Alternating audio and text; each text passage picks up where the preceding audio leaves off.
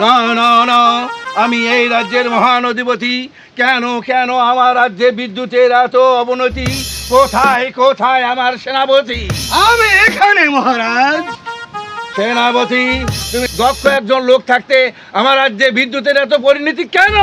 আপনি আমাকে ক্ষমা করবেন মহারাজ, আমি রাজ্য পাহারা দেওয়ার জন্য আপনার সেনাপতি, কিন্তু বিদ্যুৎ যে মন্ত্রী আছে সেই মন্ত্রীর কাছে গেলে আপনার এই সমস্যার সমাধান হতে। খামেশ!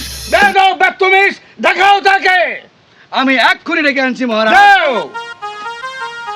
এখনো আসে না কেন? আমি এসেছি মহারাজ। কোথায়? আদেশ করুন মহারাজ। আমি তোমাকে কি আদেশ করব? তোমার মতো একজন দক্ষ লোক থাকতে আমার রাজ্যে বিদ্যুতের কেন এত দুর্নীতি? কেন এমন অবস্থা? ঘন্টায় ঘন্টায় বিদ্যুৎ থাকছে না, জনগণ আমাদের ওপর কখন কি মারা করার অবস্থা দাঁড় করেছে। তুমি কি করো? এই মার্জনা করবেন মহারাজ। তুমি কথা বললি খালি মার্জনা করো মার্জনা করো। আমার দেশ কি মার্জনার উপর চলবে নাকি? মহারাজ, আমাদের রাজ্যে পোতা আছে অনেকগুলো খাম্বা, কিন্তু তারগুলো তার লম্বা, যার কারণে বিদ্যুৎ যেতে হচ্ছে দেরি। বলুন তো মহারাজ, এজন্য আমি কি করতে পারি? খামোশ! বেয়াদব বাতুমিস, এই সমস্ত কথা বলতে তোমার মুখে বাধ্য না। তুমি ওই খাম্বা, বড় বড় খাম্বাগুলো কেটে ছোট ছোট করে দাও, যার কারণে কারেন্ট যেতে যেন কোনো সমস্যা না হয়। আপনার আদেশ শিরোধার্য মহারাজ। সেনাপতি, আদেশ করুন মহারাজ। 10 মিনিট 15 মিনিট করে কারেন্ট থাকে, 2 ঘন্টা করে কারেন্ট থাকে না।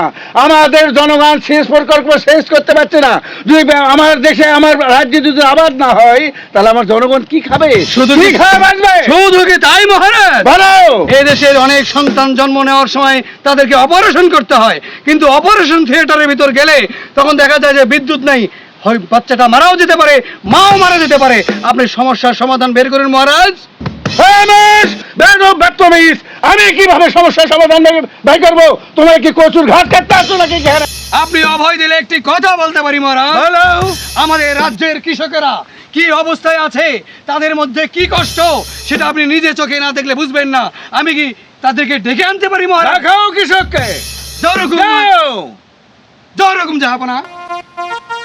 আমার মাথায় আর কিছু খেলছে না। এত বড় বড় দায়িত্ব দিয়েছি এক একজন মন্ত্রীকে, সেই মন্ত্রীরা দুর্নীতিবাজ, সেই মন্ত্রীরা দুর্নীতি করে আজকে আমার দেশের অবস্থাটা ছারখার করে দিল। কোথায় কোথায় আমার সেনাপতি? আমি এখানে মহারাজ।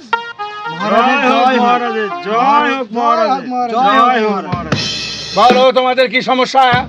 মহারাজ, আমরা যে জমিগুলো চাষ করি মহারাজ, সেখানে পানিতে সেচ দিতে হয়, আমাদের বিদ্যুতের প্রয়োজন হয় মহারাজ, কিন্তু আমাদের এলাকায় বিদ্যুৎই থাকে না।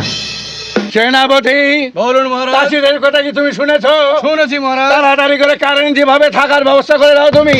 আর যদি কারেন্ট না থাকে, যারা যারা দায়িত্বে আছে তাদের ধরে শাস্তির ব্যবস্থা করো। যাও। আজ্ঞা মহারাজ। যাও, তোমরা নির্ভয় যাও।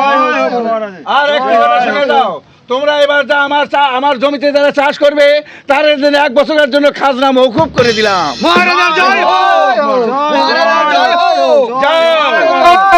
চলো। মহারাজ, বলো। আপনি অভয় দিলে আমি একটা কথা বলতে পারি। বলো।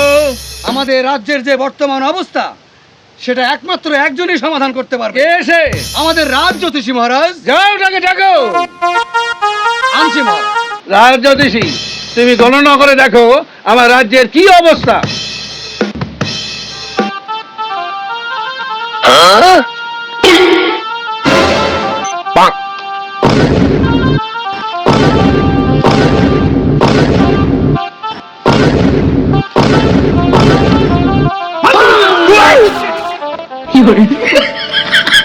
জ্যোতিষী, কি দেখলে তুমি?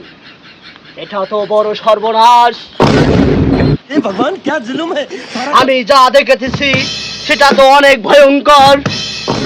এই ভয়ঙ্কর বলো, তুমি নির্ভয়ে বলো। মহারাজ, আপনার রাজ্যের কিছু মন্ত্রী দুর্নীতিবাজ, তাদেরকে যদি না সরান তাহলে আপনার রাজ্যের অনেক বড় হবে সর্বনাশ।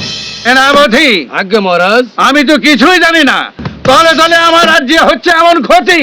যাও, এই রাজ জ্যোতিষীকে 100 স্বর্ণ মুদ্রা তাকে বিদায় করে দাও। যেরকম যাহাপনা। যাও। চলুন জ্যোতিষী সাহেব।